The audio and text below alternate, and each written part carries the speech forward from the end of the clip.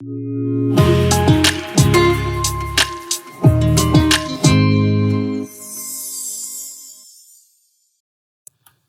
après Libération 21, notre 21 jours de jeûne et prière, notre dimanche de Pâques merveilleux qu'on a eu la semaine passée, n'est-ce pas?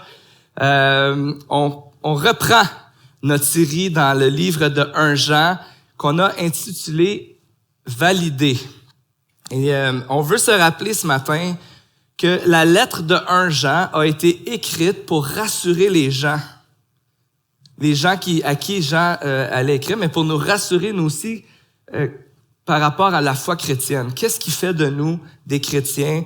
Et ce que Jean va leur dire, c'est que vous êtes bel et bien des chrétiens si vous avez cru le message que vous avez reçu, c'est-à-dire l'Évangile que vous avez entendu. Et puis la raison pourquoi Jean va venir les rassurer, c'est parce qu'il y a des gens dans l'Église qui viennent puis ils vont dire des faux enseignements, des choses qui sont fausses. Et là, les gens sont comme mélangés. Ils savent plus trop qu'est-ce qu'ils doivent croire et ce qu'ils ont cru. Est-ce que c'était vraiment la vérité? Est-ce que c'était vraiment Dieu qui était intervenu dans leur vie?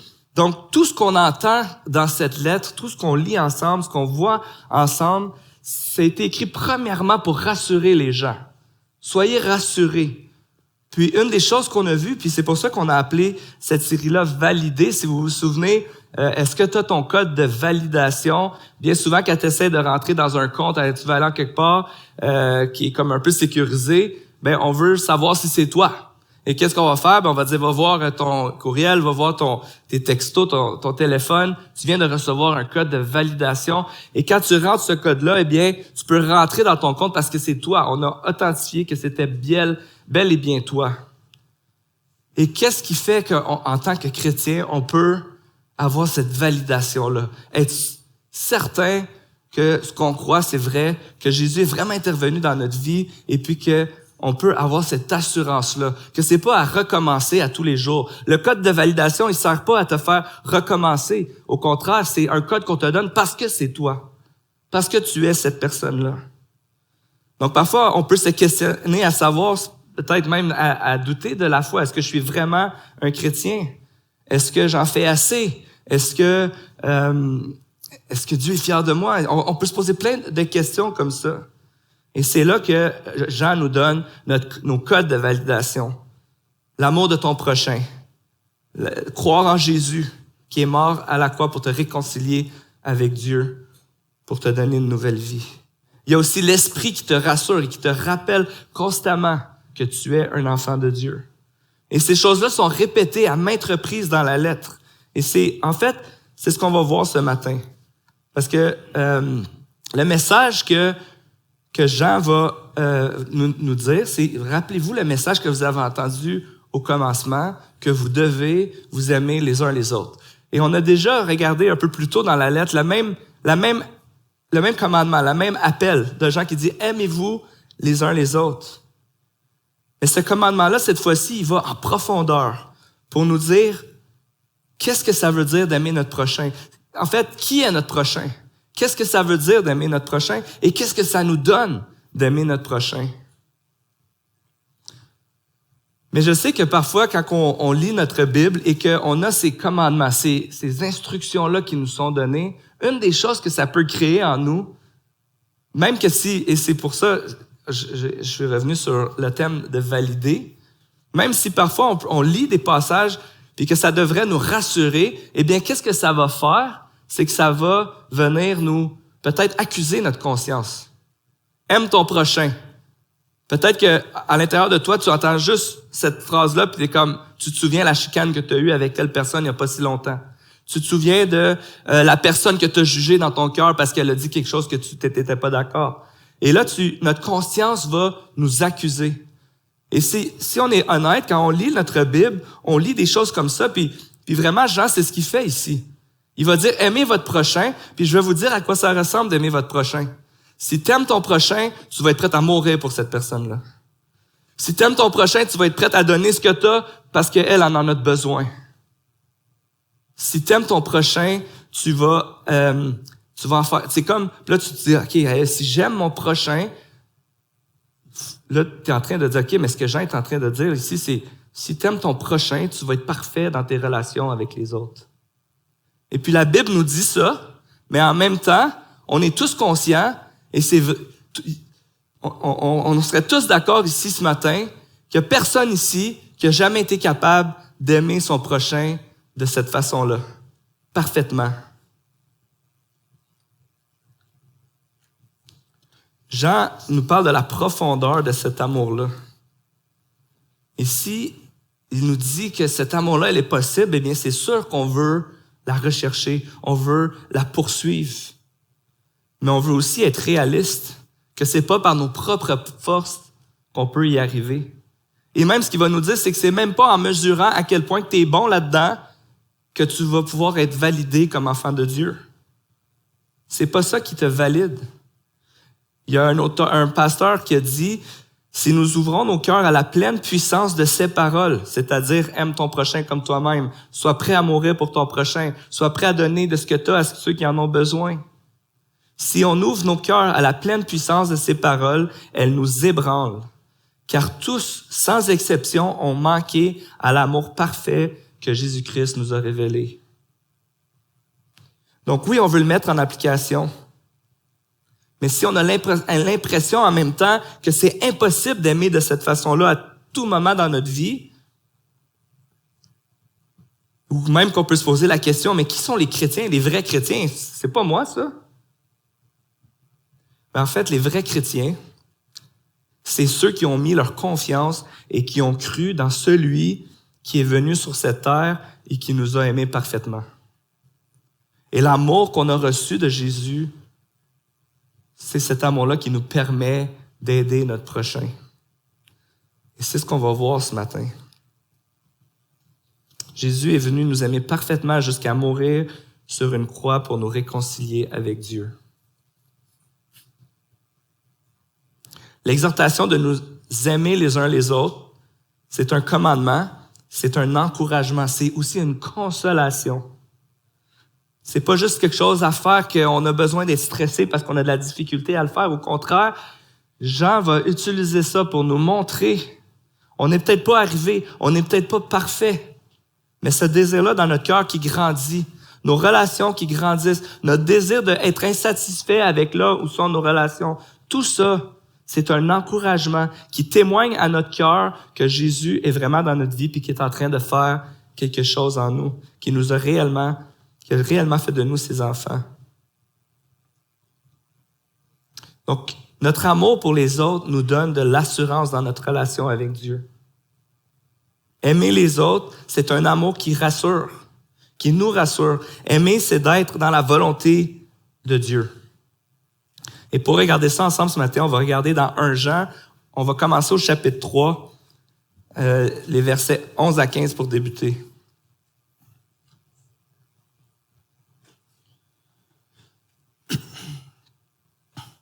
En effet, le message qui vous a été annoncé et que vous avez entendu dès le commencement, c'est que nous devons nous aimer les uns les autres. N'imitons pas Caïn, il était du mal et il a tué son frère. Et pourquoi l'a-t-il tué? Parce que sa manière d'agir était mauvaise, tandis que celle de son frère était juste. Ne vous étonnez pas, mes frères et sœurs, si le monde vous déteste. Quant à nous, nous savons que nous sommes passés de la mort à la vie, parce que nous aimons les frères et sœurs. Celui qui n'aime pas son frère reste dans la mort. Tout homme qui déteste son frère est un meurtrier, et vous savez qu'aucun meurtrier n'a la vie éternelle en lui. Donc, ce matin, on va commencer avec, dans le fond, Jean nous donne 2 exemples. Il va nous donner un exemple humain, imparfait, à ne pas suivre, puis il va nous donner un autre humain qui a marché sur la terre, mais que lui est venu, puis il a été parfait dans tout ce qu'il a fait, et dans son amour pour nous, c'est Jésus. Mais il débute avec Caïn. Caïn et Abel, 2 frères qu'on voit au tout début de la Bible, dans la Genèse. C'est les deux premiers frères, puis ils se sont chicanés. Puis c'est la première chicane entre frères qu'on voit dans la Bible.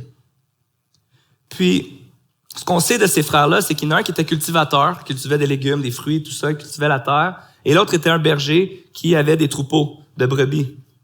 Et à un moment donné, les 2 frères ont fait un sacrifice à l'Éternel. Caïn, le cultivateur, a pris des fruits, des légumes, des trucs. Il les a offerts en sacrifice, en offrande à l'Éternel. Et puis, Abel, le berger, a pris les premiers-nés de son troupeau, puis les a offerts à Dieu. Et ce que l'histoire nous dit, c'est que Dieu a regardé favorablement le sacrifice d'Abel, tandis qu'il n'a pas regardé favorablement le sacrifice, l'offrande de Caïn. Et puis, la réaction de Caïn, ça a été assez décisif, assez drastique. Il s'est mis en colère. Dieu l'avait averti. Il dit, Caïn, mets-toi pas en colère. En réalité, ce que Dieu est en train de lui dire, c'est, tu l'as pas fait de la bonne manière, tu n'as pas fait ce que tu avais à faire, tu l'as pas fait avec un bon cœur, mais repens-toi, fais le bien, puis ça va bien aller. Tu vas pouvoir te relever. Mais si tu restes dans ta colère, si tu agis mal, le péché t'attend et ses désirs vont se porter contre toi. En d'autres mots, si tu agis sur ta colère, tu vas suivre tes désirs, tu vas faire à ta tête, puis tu vas faire quelque chose que tu vas regretter. Maintenant, on ne sait pas pourquoi exactement Caïn et Abel, qu'est-ce qui a fait que l'offrande de un était acceptée et l'autre non. On n'a pas tous les détails, mais le livre d'Hébreux nous dit que c'est par la foi qu'Abel a donné un sacrifice meilleur que celui de Caïn. C'est par cette foi en Dieu qu'Abel a été déclaré juste et que Dieu a regardé son offrande favorablement. Est-ce que Caïn et Abel savaient comment ils devaient faire des sacrifices? Est-ce que Dieu leur avait déjà dit qu'ils devaient tuer des animaux pour les présenter devant Dieu parce que c'était tout le système de sacrifice qui allait venir plus tard pour le peuple juif? Est-ce que Caïn et Abel savaient que Dieu aimait ces genres de sacrifices-là qui démontraient qu'une vie devait être sacrifiée pour le pardon des péchés, pour le salut? On le sait pas parce que le texte nous le dit pas. Mais une chose qui est sûre, c'est que peut-être que c'est ça, peut-être qu'ils savaient comment ils devaient faire le sacrifice, puis Caïn a dit non, moi je le fais pareil comme que je veux, puis Dieu a dit mais j'aime pas ça. Mais ce qui est certain, c'est que Caïn l'a pas fait avec foi. Il a pas fait ce sacrifice-là, cette offrande avec foi en Dieu, mais par ses propres forces.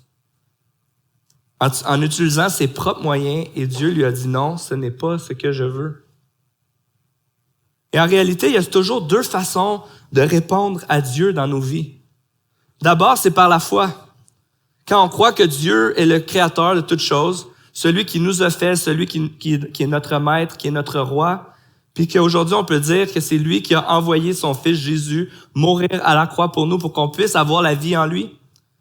Puis, par ce fait-là, par cette reconnaissance-là que Dieu est notre Dieu, qu'il est notre sauveur, eh bien, la façon de répondre à ça, c'est de dire, ben, Seigneur, je veux te donner ma vie, je veux t'adorer. Peut-être qu'on ne sacrifie plus des animaux ou qu'on n'offre plus des offrandes de cette manière-là, mais ma vie, je veux te l'offrir comme une offrande. Je veux faire ce que tu me demandes de faire. Dis-le-moi, Seigneur, et je veux t'obéir. Ou l'autre façon, c'est de dire, je vais vivre comme sans Dieu, séparé de Dieu. J'ai pas besoin de toi. Je vais faire les choses à ma manière, pour moi-même, puis c'est moi qui va décider comment vivre. Et c'est ce que Caïn a choisi de faire, les choses à sa manière. Pas avec un esprit de foi sincère, pas avec un esprit d'obéissance, de repentance, mais bien avec un esprit de rébellion et d'autosuffisance. Quand il a vu qu'il n'y avait pas ce qu'il voulait, pour utiliser un bon français, ben Caïn, il a snappé. Il s'est mis en colère. Il était jaloux. Et dans sa jalousie envers son frère, il a décidé de tuer son frère Abel. David Powlison, qui a écrit le livre Good and Angry sur la colère, a défini la colère de cette manière. La colère, c'est une réponse active. Elle agit. Elle répond à une situation, une personne, à un événement perçu comme étant problématique ou injuste. La colère suppose que quelque chose ne va pas. En réalité, ce qui est vraiment important de réaliser quand on pense à la colère, c'est que la colère, c'est pas quelque chose d'automatiquement mauvais. Au contraire, c'est Dieu qui nous a donné ça. Il nous a donné ce sentiment pour qu'on puisse se mettre en colère quand il y a une injustice, quand quelque chose est mal, quand il y a quelque chose qui va pas. Il nous a créé pour qu'on puisse être capable de dire « Wow, minute, ça va pas, faut arrêter ça, faut réparer ça ». Le problème, c'est que quand on s'est séparé de Dieu, on s'est plus posé la question « Mais qu'est-ce que toi, Dieu, tu trouves mal? Qu'est-ce que toi, Dieu, tu n'aimes pas? » Au contraire, on a défini nos propres injustices. Les trucs qui nous dérangent, nous, sont les choses qui nous mettent en colère. Donc, la colère révèle ce que nous considérons comme juste, injuste, bon, mauvais, important dans nos vies. Et même si, par exemple, quelqu'un était injuste envers nous-mêmes, bien souvent, notre réaction à cette colère-là, ça va être de faire payer la personne, de faire du mal. Donc, on peut réagir à une bonne colère. On peut avoir une bonne colère, donc réagir à une vraie injustice, mais pas réagir de la bonne manière. Donc, sans Dieu, on a la même capacité de se mettre en colère, mais au lieu d'appeler mal ce que Dieu appelle mal, on appelle mal ce que nous, on trouve mal, ce qui nous fait du tort, ce qui nous fait du mal, que ce soit justifié ou non. Donc, la colère, c'est un excellent sentiment pour savoir qui est-ce qui est le plus important dans nos vies. Est-ce que j'adore Dieu ou est-ce que j'adore moi? Caïn a fait un sacrifice à Dieu, mais son attitude a démontré qu'en réalité, Caïn faisait un sacrifice à Caïn. Et qu'il voulait la bénédiction de Dieu plus que la relation avec Dieu. Caïn adorait Caïn, et quand Dieu l'a repris, il n'a pas vu l'opportunité de se repentir, de demander pardon à Dieu, mais il a agi sur sa colère et il a tué son frère. Donc Jean va dire que s'aimer les uns les autres commence par reconnaître qui est au centre de nos priorités, qui est le plus important, qui est-ce qu'on est en train d'adorer. Parce que si tu détestes ton frère, c'est une démonstration parfaite que tu es au centre de ta vie et non Dieu. Pour nous, la colère, le ressentiment, l'amertume, c'est une occasion de nous tourner vers Dieu. Parce que comme Jean le dit, on est passé de la mort à la vie. On a connu l'amour de Dieu et on est maintenant des enfants de Dieu qui faisons partie de sa famille. Dieu nous a révélé qui il était. Dieu nous a pardonné. Il a fait de nous ses enfants. Il nous a sauvés et il nous donne la capacité de reconnaître ce que lui, il trouve mal puis ce que lui, aime pas, pour qu'on puisse soit vivre comme il nous demande ou nous repentir quand on vit pas comme il nous le demande. Donc, être vivant, c'est connaître Dieu et l'adorer en aimant les autres. Le sacrifice agréable à Dieu, adorer Dieu, c'est aimer son prochain.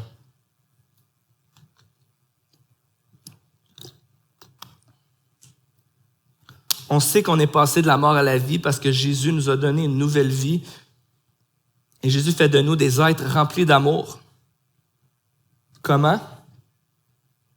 En nous aimant le premier. On va lire ensemble les prochains versets à partir du verset 16. Voici comment nous avons connu l'amour. Christ a donné sa vie pour nous. Nous aussi, nous devons donner notre vie pour les frères et sœurs. Si quelqu'un qui possède les biens de ce monde voit son frère dans le besoin et lui ferme son cœur, comment l'amour de Dieu peut-il demeurer en lui? Petits enfants, n'aimons pas en parole et avec la langue, mais en action et avec vérité. Donc, si notre prochain, c'est tous ceux qui sont autour de nous, si on est appelé à nous aimer les uns les autres et à pas entretenir de la haine ou de l'amertume, si Dieu, ce qu'il nous demande, c'est aime ton prochain. Puis c'est vraiment intéressant parce que Jésus va dire, quelqu'un a demandé à Jésus, c'est qui mon prochain? Puis Jésus, sans vous raconter cette histoire-là ce matin, mais c'est l'histoire du bon Samaritain, va prendre la personne, va répondre en disant, la personne que tu devrais aimer, qui est ton prochain, il va prendre la personne que cette personne-là qui a posé la question allait probablement détester le plus. Ton ennemi, là, le Samaritain, c'est lui ton prochain. Dieu nous appelle à nous aimer les uns les autres, à pas entretenir de la haine. Mais comment faire ça? Et jusqu'où le faire? Parce que si on a l'exemple à ne pas suivre de Caïn, Jean nous rappelle comment on a été aimé et comment on a connu l'amour. Vous avez connu l'amour. Le verset 16 dit, Christ a donné sa vie pour nous. Nous aussi nous devons donner notre vie pour les frères et sœurs. La manière qu'on a reçu l'amour nous rend capable d'aimer notre prochain. D'une manière qu'on n'aurait peut-être jamais pensé qu'on aurait pu aimer. Peut-être qu'on n'aurait jamais pensé qu'on aurait pu pardonner quelqu'un, aimer quelqu'un de cette manière-là, mais parce qu'on a goûté à l'amour que Jésus a eu envers nous, Jésus nous rend capable d'aimer notre prochain. Quelqu'un m'a dit un jour, Dominique, il y a au moins une histoire dans laquelle j'étais le coupable et j'ai fait du mal à quelqu'un. Oui, dans notre vie, dans nos relations, il y a plein de fois où on s'est fait blesser, où il y a des gens qui nous ont fait du mal. Il y a plein d'injustices qu'on a vécues et ça fait vraiment mal, ces situations-là. Mais il y a au moins une histoire dans laquelle j'étais le coupable. Puis j'ai fait du mal à quelqu'un. Parce que quand on pense à aimer notre prochain, aimer les autres, c'est vraiment facile d'aimer les gens qui pensent comme nous, n'est-ce pas? C'est facile d'aimer la personne qui prend pour la même équipe de hockey que moi. C'est facile d'aimer la personne qui va voter comme moi demain. Parce que là, on finit la campagne électorale, puis je suis sûr que dans les dernières semaines, vous avez parlé de politique à 2 ou 3 personnes. Puis quand on parle de politique, habituellement, ça va toujours bien. On se chicane jamais. On est toujours d'accord avec les autres. Vous voyez, demain, c'est les élections, on va aller voter, tout ça.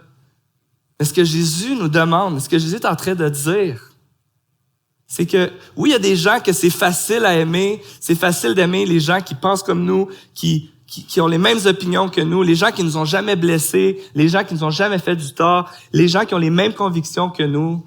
C'est facile d'aimer ces personnes-là. Mais ce que Dieu nous dit, c'est aimez-vous les uns les autres. Pas juste celle qui pense comme toi, pas juste celle qui va voter comme toi, pas juste celle qui t'a jamais fait du mal, mais aimez-vous les uns les autres. Cherchez à vous réconcilier. Cherchez à, OK, on va accepter qu'on n'est pas d'accord sur toutes ces choses-là, mais est-ce qu'on a de l'amour l'un pour l'autre? Est-ce qu'on a du respect? Est-ce que je suis capable de t'inviter à ma table pour qu'on prenne un repas ensemble et qu'on puisse jaser? Est-ce qu'on est capable d'adresser quand on s'est fait du mal puis qu'on peut se dire, OK, c'était peut-être trop cette fois-là? La personne qui a raison, c'est pas la personne qui fait le bon choix, parce que est-ce qu'il y a un bon choix? Dans bien des choses, il y a des opinions. Mais ce qui est toujours le bon choix, c'est de décider, de choisir que je vais aimer la personne, même et surtout celle qui ne pense pas comme moi. Je vais prier pour telle et telle personne. Parfois, ça pourrait être, on regarde la télé, puis là, on entend quelque chose, puis on a du jugement dans notre cœur. Je vais prier pour ces personnes-là. C'est des moments où Dieu nous montre. Et c'est précieux quand même. On voit que notre amour est limité, on voit qu'on manque d'amour, mais que Dieu nous dit, « Hey, là, tu viens de manquer d'amour. Là, tu viens de juger. Là, tu viens de te mettre en colère, mais plus par peur que par justice. Prie pour cette personne-là. Demande à Dieu comment tu peux l'aimer davantage. »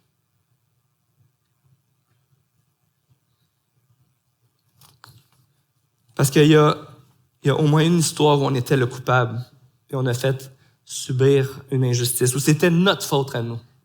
C'était nous qui étions dans le tort. Et c'est quand j'ai envoyé Jésus sur la croix. Jésus est mort à cause de mes manquements, à cause de ma rébellion contre Dieu.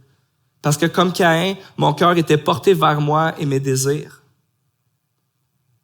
Puis la Bible dit que ce qu'on mérite, c'est la mort, la séparation d'avec Dieu, la souffrance éternelle.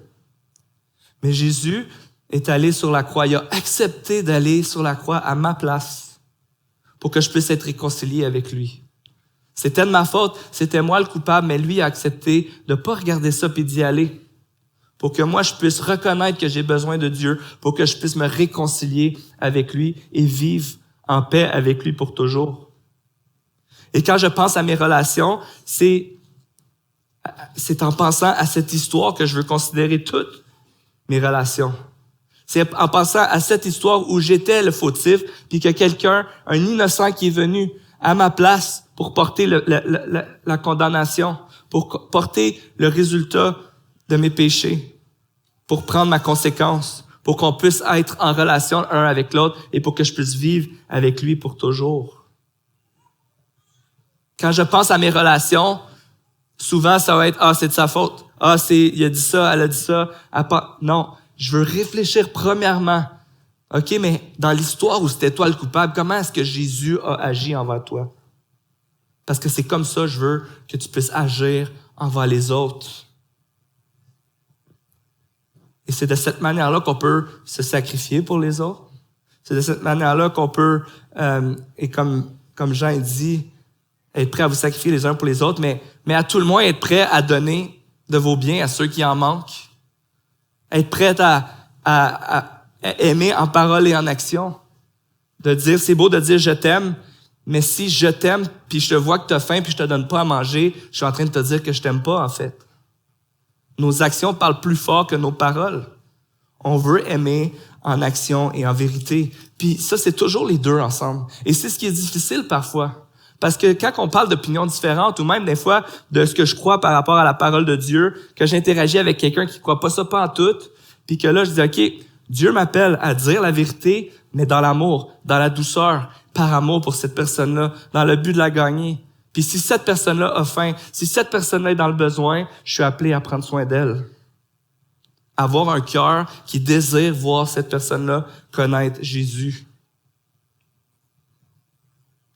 Imaginez-vous ce matin que on est sur le boulevard Grébert, on est assis, bon, en ce moment on est sur le boulevard Grébert, mais mettons un petit peu plus bas, on est assis sur le bord de la route puis on attend l'autobus.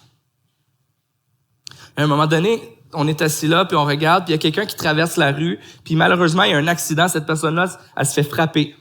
Elle meurt. Et puis là, il y a quelqu'un qui vient de voir, puis il dit, hey, je sais c'est qui la personne qui était là, puis cette personne-là, elle a fait ça pour toi. Puis là, t'es là, puis tu dis, OK, mais moi, je suis assis ici, je traversais pas la rue, je comprends pas ce que tu veux dire, elle a fait ça pour moi. Ça a comme pas de sens. Mais là, tu te dis, réimaginons cette histoire-là où est-ce que moi, j'ai mon téléphone dans mes mains, je suis en train de lire mon téléphone, j'ai probablement des écouteurs aussi, puis là, je traverse la rue sans regarder à gauche puis à droite, il y a des autos qui s'en viennent. Puis à un moment donné, je sens qu'il y a quelqu'un qui me pousse dans le dos de toutes ses forces, puis là, je tombe quelques pieds plus loin, quelques mètres plus loin dans la rue, je me retourne de bord puis je vois l'accident qui se produit. La personne a donné sa vie pour moi, et on pourrait argumenter pour ma stupidité, pour mes manquements, pour le fait que j'étais pas à mon affaire à ce moment-là. La personne a quand même dit, je vais me sacrifier pour lui. Comment est-ce que cet acte-là, de ce sacrifice-là m'appelle à vivre le restant de ma vie, ou est-ce que je suis conscient que ce que je mériterais ou ce que je devrais être en ce moment, c'est mort? Mais si je suis vivant, c'est parce que quelqu'un m'a aimé assez pour me sauver la vie. Et c'est exactement ce que Jésus a fait pour nous à la croix. Je vais inviter l'équipe de louange à joindre à moi. C'est ce que Jésus a fait pour nous. Et non seulement c'est ce qu'il a fait pour nous, mais là, Jean nous dit, l'amour que tu as reçu, c'est l'amour que tu donnes. Et c'est cet amour-là qui rassure ton cœur devant Dieu. Verset 19 dit, « Par là, nous saurons que nous sommes de la vérité et nous rassurerons notre cœur devant Dieu, devant lui. En effet, même si notre cœur nous condamne, Dieu est plus grand que notre cœur et il connaît tout. » Même si notre cœur nous condamne, « Ah, j'en fais pas assez. Ah, j'obéis pas assez. Ah, je manque d'amour. » Vous savez, c'est possible que notre conscience nous accuse parce qu'on a fait le mal, parce qu'on a réellement manqué d'amour. Puis, je sais pas si vous vous souvenez, mais dans 1 Jean, au début, quand on a commencé la série Validée, ça dit que si vous avez péché, confessez vos péchés, car il est fidèle et juste pour vous les pardonner. Quand notre conscience nous accuse, on est appelé à aller à la croix, au pied de la croix de Jésus, d'aller voir le Seigneur Jésus, puis dire, je te demande pardon, je confesse mon péché, je veux me repentir.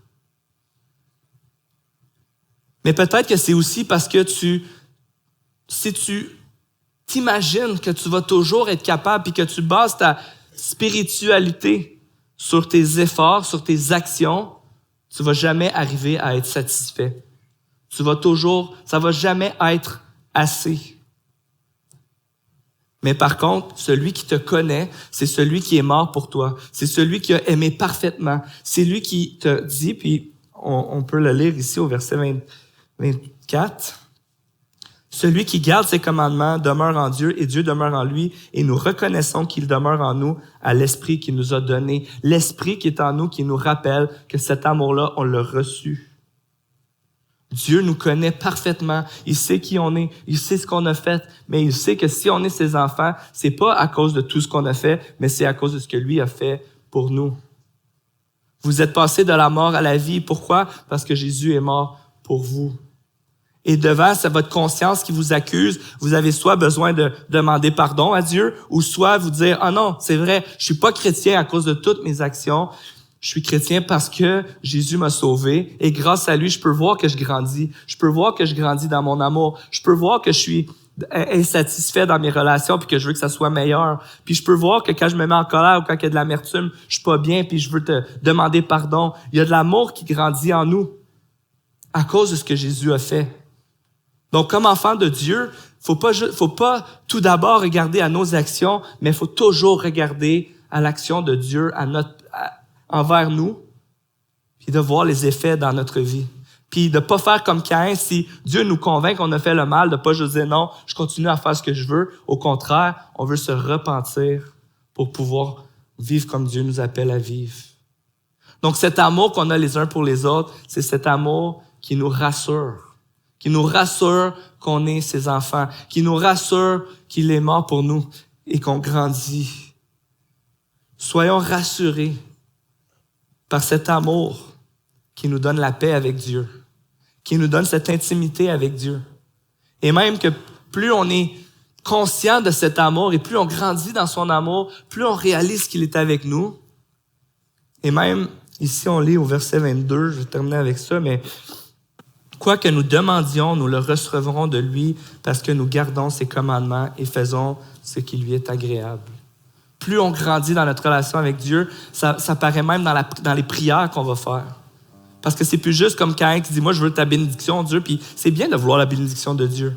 Mais c'est qu'on veut premièrement avoir la présence de Dieu, la communion avec Dieu.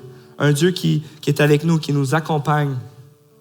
Puis plus on grandit dans cet amour, et bien plus nos prières vont être empreintes de ce que Dieu veut et non pas de ce que moi je veux. De ce que Dieu demande. Parce que sa justice va devenir ma justice. Ce que lui aime va devenir ce que j'aime. Ce que lui déteste va devenir ce que je déteste. Et ça va grandir de plus en plus dans nos vies. Donc, soyons rassurés, soyons dans la joie que son amour en nous, notre amour pour les autres, nous rassure qu'on est ses enfants et qu'on est avec lui. Je vais prier. Merci Jésus pour ce temps qu'on a passé ensemble ce matin. Merci pour ton amour dans nos vies. Merci parce que tu ne nous abandonnes pas.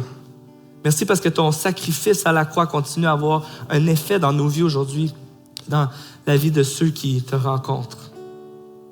Seigneur, fais-nous grandir dans notre amour. Montre-nous ce matin où est-ce que tu veux qu'on aime davantage. Peut-être que tu nous convaincs ce matin qu'il y a une relation qu'on a besoin d'adresser.